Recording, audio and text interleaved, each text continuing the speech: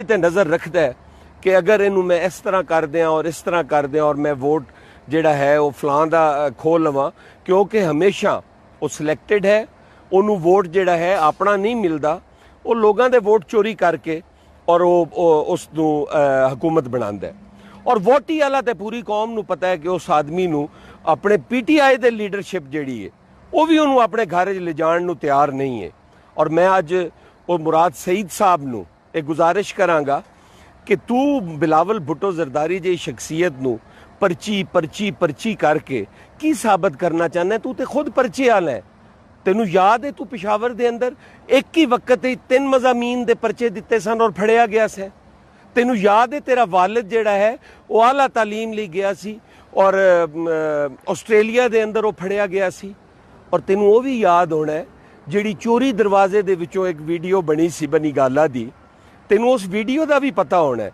ਤੂੰ ਤੇ ਥਾਂ ਫੜਿਆ ਜਾਣ ਵਾਲਾ ਹੈ ਔਰ ਜੇਲੀ ਪਰਚੇ ਦੇਣ ਵਾਲਾ ਹੈ। ਤੂੰ ਪਰਚੀ ਕਰਕੇ ਸਾਬਤ ਕੀ ਕਰਨਾ ਚਾਹੁੰਦਾ ਹੈ? ਹਾਂ, ਗਿਲਗਿਤ ਬਲਤਿਸਤਾਨ ਦੀ ਆਵਾਮ ਜਿਹੜੀ ਹੈ ਉਹ ਭੁੱਟੋ ਖਾਨਦਾਨ ਤੋਂ 3 ਨਸਲਾਂ ਤੋਂ ਵਾਕਿਫ ਹੈ ਔਰ ਉਹਨਾਂ ਨੂੰ ਪਤਾ ਹੈ ਕਿ ਉਹਨਾਂ ਨੇ ਇਸ ਬੇਆਈਨ ਜ਼ਮੀਨ ਨੂੰ ਆਈਨ ਦਿੱਤਾ, ਇਸ ਨੂੰ ਸੂਬਾਈ ਖੁਦ ਮੁਖਤਾਰੀ ਦਿੱਤੀ, ਇਹਨੂੰ ਪਹਿਚਾਣ ਸ਼ਨਾਖਤ ਦਿੱਤੀ ਔਰ ਇਹ ਗਰਾਊਂਡ ਦੇ ਉੱਤੇ ਹਕੀਕਤ ਔਰ ਤਾਰੀਖ ਦੀ ਸ਼ਕਲ ਵਿੱਚ ਮੌਜੂਦ ਨੇ। ਕੋਈ ਵੀ ਆਦਮੀ ਜਾ ਕੇ ਪਤਾ ਕਰ ਸਕਦਾ ਹੈ। ਲੇਕਿਨ ਤੇਰੇ ਲਈ ਸਵਾਲੀਆ ਨਿਸ਼ਾਨ ਜ਼ਰੂਰ ਹੈ। ਅਗਰ ਤੂੰ ਇਹਨਾਂ ਹਰਕਤਾਂ ਤੋਂ ਬਾਜ਼ ਨਹੀਂ ਆਏਗਾ ਤੇ ਫਿਰ ਸਾਨੂੰ ਮਜਬੂਰਨ ਰਿਆਮ ਖਾਨ ਦੀ ਉਹ ਕਿਤਾਬ ਲਿਆ ਕੇ ਤੇਰੇ ਨਾਲ ਗੱਲ ਕਰਨੀ ਪਏਗੀ ਕਿ ਇਸ ਕਿਤਾਬ ਦੇ ਹਵਾਲੇ ਦੇ ਕੇ ਤੈਨੂੰ ਸਫਾ ਨੰਬਰ ਔਰ ਸਤਾ ਨੰਬਰ ਔਰ ਸੱਜਾ ਔਰ ਖੱਬਾ ਪਾਸਾ ਵਰਕੇ ਦਾ ਇਹ ਤੈਨੂੰ ਸਾਰੇ ਕੁਝ ਦੱਸਣਾ ਪਏਗਾ ਤੇ ਤਦ ਤੈਨੂੰ ਇਹ ਸਕੂਨ ਆਏਗਾ।